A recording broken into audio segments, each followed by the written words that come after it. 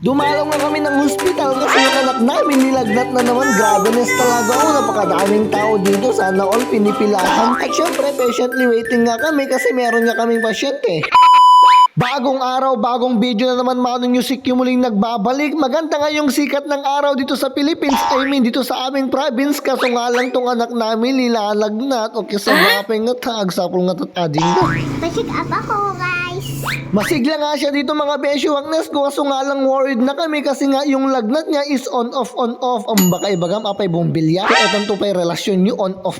Gurigor tupay nga to. Grabe na talaga mga besyo, Agnes ko. Kapag ganitong sitwasyon, pas muna kami pag may nagkataong magpapunsyon. Alam eh, gadol pa ila pampanunutom ka. Gurigor lang ang anak mo. Napuyat nga si Mrs. kagabi kasi kulding siya ng kulding. Di ka di, naka 4 rounds kami. Char lang, napuyat siya mga besyo, Agnes ko. Saka monitor ng body temperature ng anak namin kasi every 4 hours niya itong pinapatumaran ng paracetamol. Kung sa bagay ba naman mga besyo, Agnes ko, sino ba naman kasi ang magulang ang makakatulog ng mahimbing kapag alam na ang anak ay may dinaramdam? Maliban na lang siguro sa kakilala ko dyan, wala pang anak pero napakamagulang na. Uy, iba na yan. Makalipas nga ng ilang taon mula lang kayo mag-break up, siya nakahanap na ng iba, ikaw single pa. Kaya pinangako mo sa iyong sarili na magpapakabaak ka na. Alaoy, nawalan ka na naman ng landas. I mean topic pala. Okay, game, makalipas nga ng mahigit isang taon simula nang mag-resign ako dito bilang isang security guard. Pagbalik ko, ang dami na talagang pinagbago. Grabe NSO dito sa may UPD, ang daming tao. Hindi na nga kami nagpatumpik-tumpik pa. Nag-fill up na kami ng registration form para siyempre makapag-register na. Pagka-fill up nga ni Mrs. ay agad ko na itong ibinigay sa mga nurses. Grabe, bago nga rin pala tong mga nurse nila dito. Yung security guard lang ang hindi. Bumili nga rin pala kami ng tindang mani ng bayaw ko. Pinapapak namin ito habang hinihintay na tawagin yung pangalan ng anak namin. Grabe nas talaga mga besyo, Agnes ko. Napakadaming tao dito na matyagang naghihintay na katulad namin para lang makapagpa-check up. Siyempre mga besyo, Agnes ko, food is life nga naman talaga. Kaya sabayan nyo akong kumain ng mani habang naghihintay. Itong anak nga pala namin ang videographer namin sa part na to. At makalipas nga ng ilang taong paghihintay, uy, ang tagal naman yan. Buti pa dito sa hospital may nagtatagal. Kayo yung relasyon nyo pagkaritmat ni Allah. Kaya pekas dyan, baliwam siya atam man. Game, makalipas nga ng ilang oras na paghihintay ay sa wakas tinawag na kami sa loob para i-assess yung anak namin ng mga nurses. Dito nga sa loob ay may nakita akong electronic na pagkuhanan ng height at timbangan. Kaya nga naman hindi ko na napigilan yung sarili ko. Ako'y nagtimbang.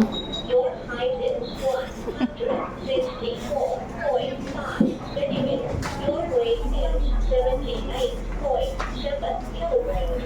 Okay, saba na siyak ako sa resulta. 2 kilo na lang. Ako'y 80 na. Yamot ka na, nakatabtabak ka.